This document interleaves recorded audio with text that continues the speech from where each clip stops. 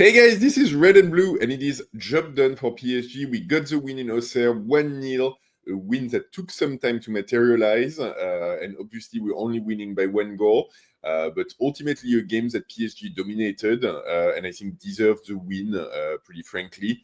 So let's debrief, let's go through it, and yeah, I think for me, honestly, I thought it was a pretty good game. I actually enjoyed it quite a lot. Maybe a lot more than I should for just a 1-0 win on a 80 minutes goal. But yeah, I thought it was interesting. There was quite a things in it that I took note of that I thought were good. Obviously, we would have liked a wider win. Obviously, we would have liked Barcola to score on his first opportunity on the second minute instead of waiting until the 80th. Obviously, we would have liked for things to be slightly easier. But I think for me, I was going into this game thinking that it was not going to be as easy as a lot of people were thinking. I think on paper, you looked at Auxerre 17th in Ligue 1 versus PSG, and you think easy one, easy done. It should be a big win, and that's it. The reality is that coming off of a Champions League game and before a decisive Champions League game, it's never easy. We've had a lot of players injured. We had a lot of players tired from the Lisbon games that was played only 2 days before. And Auxerre at home, honestly, overperformed their ranking in Ligue 1. I'll say it. I think they played a strong defensive game. I think they didn't really create chances for themselves, but they weren't far from it either. And we saw last Ligue 1 day, Lens went to Auxerre, only managed to win 1-0 as well. So it's not an easy place to go and get the win. And we know they have a goalkeeper as well, who always enjoys a good game against PSG, who always frustrating our attackers and didn't miss his chance here either. And so all of this combining, for me, I was going into it thinking hey, as long as we get the win, as long as we put pressure on Lens ahead of Lens's game against Marseille in Marseille, fine by me. That's what we need to do, and that's really what we did. We had a starting 11 that was very much changed from our Champions League game. Mbaye in midfield, so a midfield of Vitinha, Mbaye, and Mayulu. I don't think we're going to see that one a lot. And then in attack, Barcola on the left, Ramos in the middle, Kvara on the right. It's in defense we had Beraldo, Zabarni, Hernandez. So really far from our usual starting 11, players playing out of position, players who've played the full game against Sporting 2 days before. So yeah, and I think we go into this game and we really go in all guns blazing. And the first 15 minutes, we really dominate. We create some chances. We don't manage to score, but we really we have a couple of very clear-cut chances from Barcola on the second minute, and then a run from Kvara from the right wing, cutting back inside and dribbling past 3-4 Auxerre players before getting his shot countered on the last second. But yeah, really, really interesting start. We kind of dropped down in intensity a little bit in the first half. I think Auxerre plays a low block that's really limiting our opportunities. And I think that's where you see the lack of playing time together between the midfield with the attackers, people playing out of position. There's always that little pass that's not quite right in the build-up, that little positioning that doesn't quite work. And yeah, Auxerre is playing a 5-4-1 with all of their players in their last 35 meters. So there's a lot of density. And that's always difficult to break down. That said, throughout the first half, we managed to create, I think, 4 or 5 big chances. So there's the 2 that I already mentioned. There's the corner kick from Kvara that gets the header of Ramos, which is a huge save from their keeper. And then there's a Vitinha free kick towards the end that gets in the area. There's a shot from, I think, Mbaye that the keeper saves. There's also like Vara who gets countered at the last second. So yeah, like there's opportunities in this first half. We go in the halftime at 0-0. Not everything is perfect, but we're dominating. Honestly, like the second half of the first half is really like probably the least entertaining part of the game. So at that point, it's everything left to do. Second half, I think for me, like I thought was a lot more entertaining. We come back and really like slam our foot on the accelerator at the beginning of the second half. Barcola again like really creates a lot of chances by going in deep behind the defensive line. Auxerre tries to move forward a little bit, so all of a sudden it's creating a little bit more opportunities for us and more space for us. And I think for me the game changer is really the 60th minute when we put in Dembele for Ramos. I think that's the difference maker. Not that Ramos had a bad game. I mean, it's obviously didn't score, but I think if he scores his header, all of a sudden, like it's a lot more positive for him. But Dembele comes in, and I think Dembele makes an instant impact. Doué comes on the pitch at the same time and replaces Mbaye, and I think like on the other side, like that change didn't really work out for us. But Dembele coming on the pitch, he comes in, all of a sudden there's a lot more movement, there's a lot more combinations possible, there's a quality of passing in the build-up that only Vitinha could provide on the pitch, and so all of a sudden we double our output. And it feels like Dembele comes on the pitch with one mission, which is to make Barcola score. And for like 10 minutes, it feels like every time Doué drops back into midfield, gets the ball, turns around, plays Barcola deep behind the defense, and it's kind of like a shooting game of, yes, I'm going to make this guy score.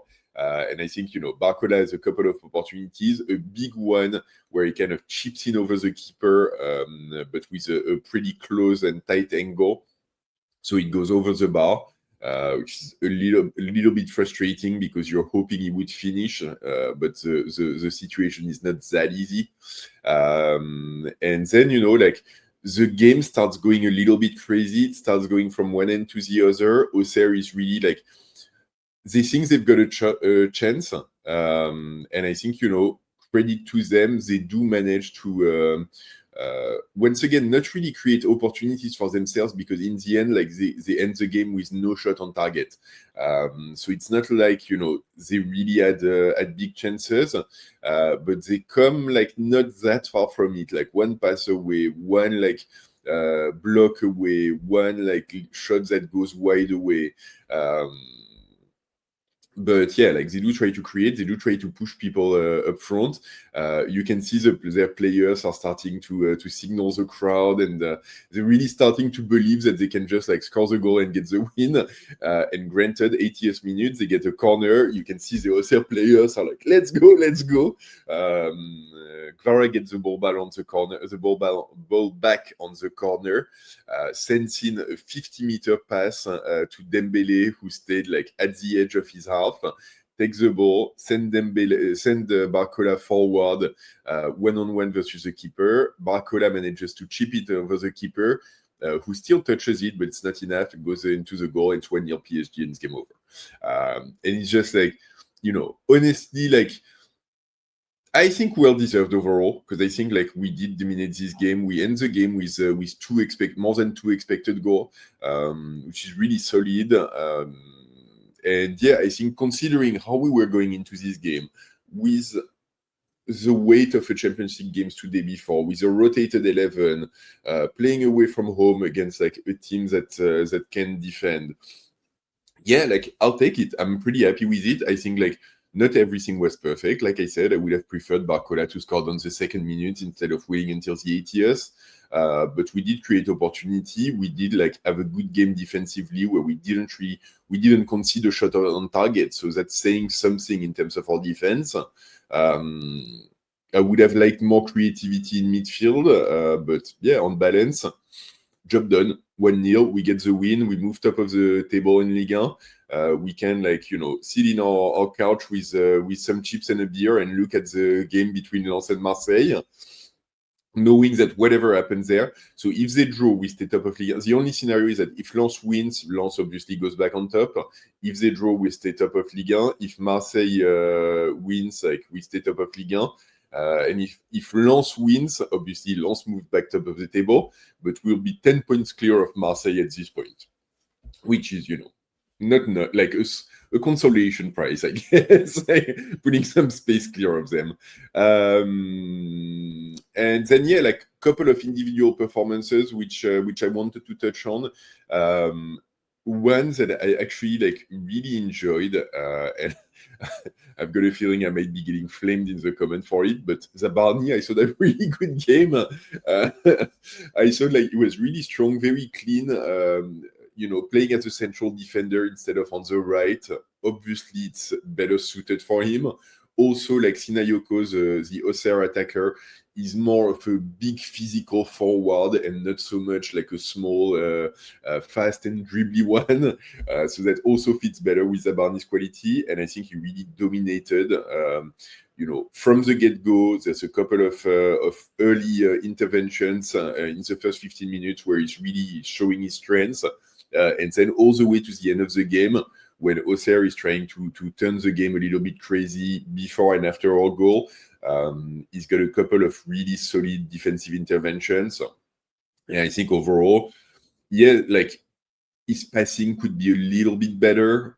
He could be a little bit more nimble and mobile. But yeah, overall, a really strong game for him, and I really enjoyed it. And I think, after the disaster class against Sporting, we should call it out because that was satisfactory. Apart from this, Warren is just amazing that he can play 90 minutes after 90 minutes after 90 minutes, and still the level of physicality that he brings. Even I think it was around the 70th to 80th minute, he makes a run starting at the right fullback position. He makes a run all the way to number 9 without the ball. You see him on the screen. There's this little guy who's running forward at full speed when the ball is on the other side of the pitch. But yeah, he's all over the place, really strong when in his challenges, very physical, and yeah, it's really impressive. Vitinha, I thought so, not so bad, not so great, not his best game. I really wish we could see him on the bench for a game or two once in a while, because I think he's playing too much, and I think if we want to get the best out of Vitinha, we need to give him a little bit more rest time. So yeah, I wish we had more solutions in midfield. Not gonna get into that. Go check out my draw video from yesterday if you're interested. And then forward, I honestly really liked Barcola's game. I'm sorry because I know everyone and their sister will come at him again with, oh, Barcola misses chances, he's not clinical, and so on and so forth. I think obviously I think it's true to some extent, but I think one, his ability to create chances is second to none. And I think in a game like this, again, the moves that he makes to open up space, the runs that he makes at the back of the defense, and his ability to create mayhem for the opposing team are just second to none, and they're really, really, really precious. And I think throughout the game, so we need to recognize that this is the core element of his job on the pitch. He's a winger, so his the core element of his role is to create mayhem and create chances for the team.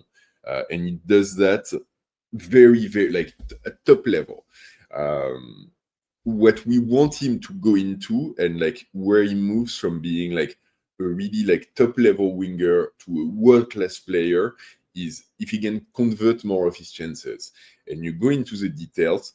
The first one on the second minute, he could have done a little bit better, but the keeper moves forward very quickly and closes off the shooting angle very well. Then he has one opportunity in the first half where he shoots, he's off target, not by much, but off target. So that one obviously can do better. Then like the big one, I think like is that ding that he has on a pass from Dembele around the 65th. This one, like, I think it hits the top of the crossbar, so it's really not far. I think it's a difficult angle. I kind of wish he does better on this one, but honestly, like, it's not easy. So you know, you've got to recognize like it's not automatic, and there's no players that converts 100% of their chances. So I think on this game, like, honestly, like, I get like the frustrating part is the shot in the first half that goes wide because at the very least his shooting should be on target. But you know, if the goalkeeper makes a save, if he like doesn't, if he's off target a very little bit on a shot that's from a tight angle, hard to blame him on this. Ultimately, he gets the goal as well, which is nice because otherwise, like, I can already read like the pundits and the articles saying, "Oh, Barcola is just not clinical enough," and so on. But yeah, I think overall, like the danger that he creates is just very, very valuable to have on the pitch. And like, you know, he needs confidence. A striker scoring, it's 95% confidence. I've got no doubt. He scored 16 goals last season. So he knows how to score a goal. He knows how to shoot. He's got like, his technique could probably be a bit better. His decision making can probably be a bit better.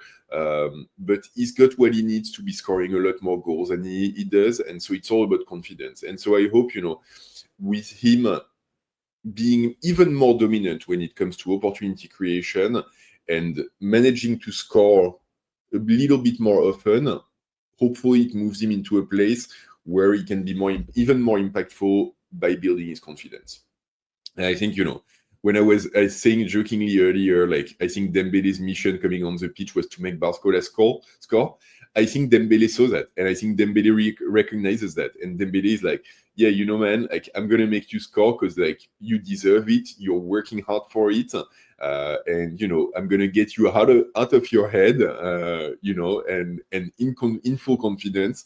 Because the team needs that, and that's how we're gonna score a lot of goals in the second half of the season. So kudos to Dembele for that. Assuming that's what goes through his head. And yeah, Barcola, I think, you know, positive game overall. Honestly, like, positive game overall. He scores a goal, so onward and upward. And I think, you know, the months of November, December of last year for Barcola were, I think, really difficult. I think physically he was showing his limit. I think it's a new player now. I think he's in a much better place. He's much more impactful. His run are much sharper. So it's only a matter of time. So yeah, so that's, you know, other players to note, not really. Like, Ramos was okay, better than usual when he starts, but still like not quite enough. Frustrated when he comes off the pitch, so you know, that's the first. Guevara, sometimes great, sometimes like disappears for a while. Moved around a lot, played on the left a little bit, most of the time on the right. Created a couple of things for himself, but not quite enough, if I'm honest, but not that bad either. And yeah, Doué, like the 30 minutes he played on the pitch were really bad. But like, I'm sorry, like, I don't like Doué in a midfielder position.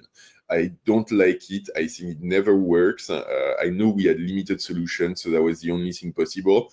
But yeah, I honestly, like, for me, it's not where he should be playing long term. Anyway, this is what I had for you guys on this game. Job done. 1-0 against Auxerre. We're top of the table. We're going to be waiting for Lens versus Marseille. And now, like, we're all forward to the Champions League game against Newcastle, which is, 5 days away, Wednesday next week. That's going to be really the big one. And hopefully, you know, we get a lot of players back for it. We get a lot of energy back for it. We've got time to prepare for it, which is really nice. Newcastle, they're going to be playing at home against Aston Villa on Sunday, I think. So they're going to have a lot less time to get ready for it. They've got Bruno Guimaraes, who's apparently injured for now. So yeah, like, you know, we'll have plenty of time to talk about it. A lot of things to talk about. Let me know in the comment what you thought about this Auxerre game.